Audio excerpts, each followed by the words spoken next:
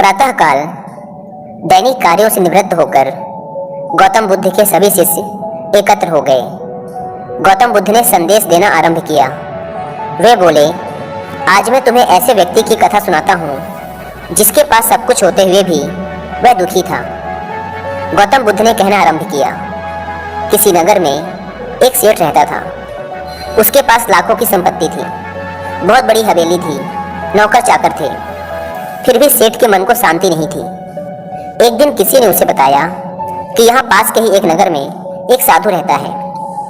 वह लोगों को ऐसी सिद्धि प्राप्त करा देता है कि उससे मनचाही वस्तु मिल जाती है। सेठ उस साधु के पास गया और उसे प्रणाम करके निवेदन किया, महाराज, मेरे पास धन की कमी नहीं है, पर फिर भी मेरा मन बहुत अशांत रहता है। आप कुछ ऐसा उपाय बता दीजिए कि मेरी अशांति दूर हो जाए। सेठ ने सोचा कि साधु बाबा उसे कोई ताबीज दे देंगे या और कुछ कर देंगे जिससे उसकी इच्छा पूरी हो जाएगी और उसका मन हमेशा के लिए शांत हो जाएगा। लेकिन साधु ने ऐसा कुछ भी नहीं किया, बल्कि अगले दिन उसने सेठ को धूप में बिठाए रखा और स्वयं अपनी कुटिया के अंदर छाया में जाकर चैन से बैठा रहा। गर्मी के दिन थे। सेठ का बुरा हाल हो गया। उसको बहुत गुस्सा आया, पर उसने किसी तरीके से खुद को शांत रखा। दूसरे दिन साधु ने कहा, आज तुम्हें दिन भर खाना नहीं मिलेगा। भूख के मारे दिन भर सेठ के पेट में चूहे कूदते रहे। अन्न का एक दाना भी उसके मुंह में नहीं गया। लेकिन उसने देखा कि साधु ने तरह तरह के पकवान उसी के सामने बैठकर बड़े आनंद से खाए। सेठ उस रात बहुत परेशान रहा। वह एक क्षण को भी नहीं सो पाया। उसे नींद ही नहीं आई।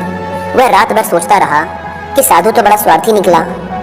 तीसरे दिन सवेरा होते ही उसने अपना बिस्तर बांधा और चलने को तैयार हो गया। तभी साधु बाबा उसके सामने आकर खड़े हो गए और बोले, सेठ, क्या हुआ? सेठ ने कहा, मैं यहाँ बड़ी आशा लेकर आपके पास आया था, लेकिन मुझे यहाँ कुछ भी नहीं मिला। उल्टे मुझे ऐसी मुसीबतें उठानी पड़ी जो मैंने अपने जीवन में कभी नहीं उठाई, इसलिए मैं जा रहा हूँ। साधु हंसकर बोला, मैंने तुम्हें इतना कुछ दिया, पर तूने कुछ भी नहीं लिया।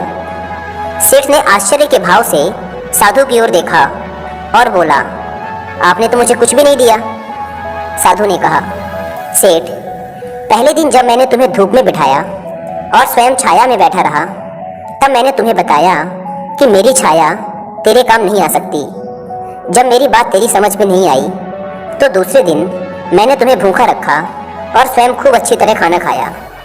उससे मैंने तुम्हें समझाया कि मेरे खा लेने से तेरा पेट नहीं भर सकता।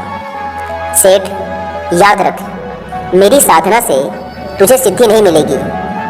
तूने अपना धन अपनी मेहनत से कमाया है और शांति भी तुझे अपने पुरुषार्थ, साधना और अपनी मेहनत से ही मिलेगी। सेठ की आंखें खुल गई। अब उसे अपनी मंजिल पर पहुंचने का रास्ता मिल गया था। साधु के प्रति आभार व्यक्त करता हुआ वह अपने घर लौट आया।